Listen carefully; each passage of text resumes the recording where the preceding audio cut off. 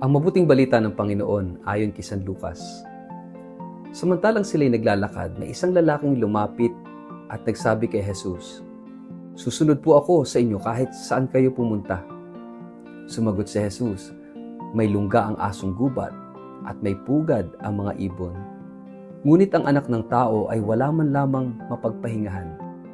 At sinabi naman niya sa isa, "Sumunod ka sa akin." Ngunit sumagot ito, "Panginoon, hayaan lang po muna ninyong maipalibing ko ang aking ama." Sinabi ni Jesus sa kanya, "Hayaan mo na ang mga patay ang maglibing sa kanilang mga patay. Ngunit humayo ka at ipahayag mo ang kaharian ng Diyos." May isa naman nagsabi sa kanya, "Susunod po ako sa iyo, Panginoon. Ngunit hayaan ninyong magpaalam muna ako sa aking pamilya." At ganito naman ang tugon ni Jesus, "Sino mang nagsimulang mag-araro ngunit panay ang lingon ay hindi karapat-dapat sa kaharian ng Diyos." Ang mabuting balita ng Panginoon. Word of the day, hear what God has to say. Mapagpalang araw po sa inyong lahat. Kumusta po kayo? Ang ating word of the day ay self-denial.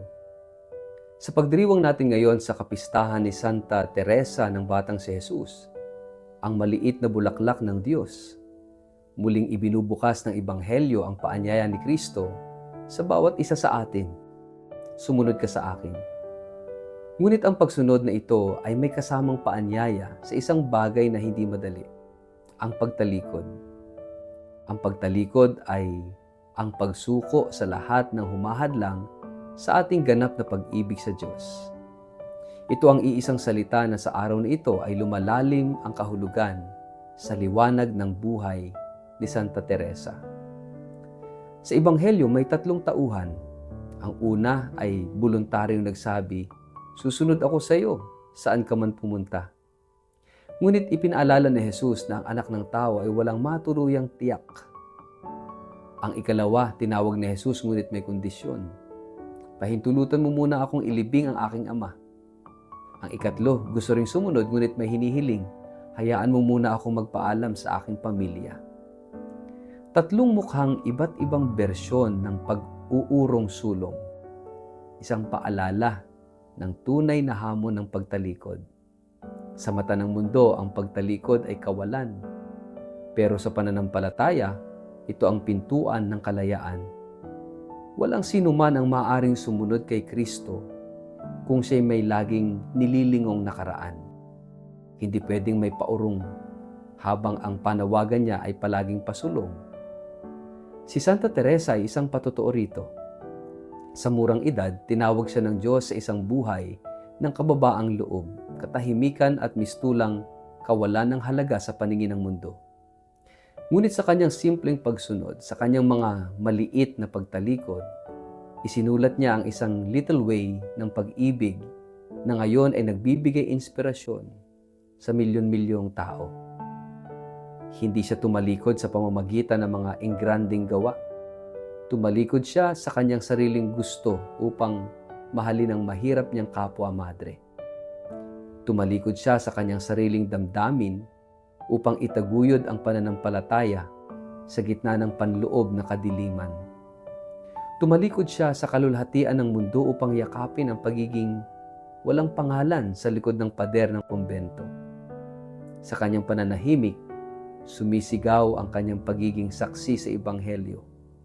Sa kanyang pagiging maliit, nagniningning ang liwanag ni Kristo. Ang Ebanghelyo at ang kapistahan ni Santa Teresa ay parehong hamon sa atin ngayon. Handa ka bang tumalikod? Hindi lang sa kasalanan, kundi maging sa sarili mong ambisyon. Sa gusto mong plano, sa ginhawang kinagisnan, upang magbigay daan sa mas malalim na pagsunod sa Diyos. Ang pagtalikod ay hindi lamang ang pagtanggi sa kasamaan. Ito rin ay ang pagbitiw sa mabuti upang yakapin ang mas mabuti, ang kalooban ng Diyos. Sa panahon ngayon kung kailan sinasabi ng mundo na piliin mo ang sarili mo, unahin mo ang gusto mo, at yakapin mo kung ano ang magpapasaya sa iyo, tila isang kabaliwan ang pagtalikod. Pero sa pananampalataya, ito ang pinakadakilang karunungan, sapagkat ang pagtatalikod kay Kristo ay hindi kailanman magiging kawalan. Ito ay palaging magiging tagpuan ng biyaya. Isang linya mula kay Santa Teresa ang nagpapalalim sa ating pagninilay ngayon. Hindi ko kayang gumawa ng dakilang bagay, pero kaya kong magmahal sa maliit na paraan. Sa bawat maliit na pagtalikod, kung may pag-ibig, nagiging isang hakbang iyon patungo sa kabanalan. Kaya kahit ikaw ay nasa tahanan, sa trabaho, sa lansangan o sa simbahan, ang hamon ay iisa. May kailangan ka bang talikuran ngayon upang mas mahalin mo si Kristo? Anong maliit o malaking bahagi ng ating buhay ang kailangan nating bitawan o talikuran upang makasunod tayo kay Kristo ng may kabuuan ng puso? Tulad ni Santa Teresa ng Batang si Jesus. Sa ngalan ng Ama at ng Anak at ng Espiritu Santo. Amen. Panginoong Jesus, maraming beses ay gusto naming sundan. Ngunit kami natatakot, nag-aalinlangan at may hawak pa rin sa mga bagay na mahalaga sa amin. Tulad ni Santa Teresa ng Batang si Jesus, turuan mo po kaming tumalikod sa aming sarili upang sa aming pagiging maliit ay mas makita namin ang iyong dakilang pagmamahal. Sa bawat simpleng pagsunod, gawin mo kaming daluyan ng iyong pag-ibig. Amen.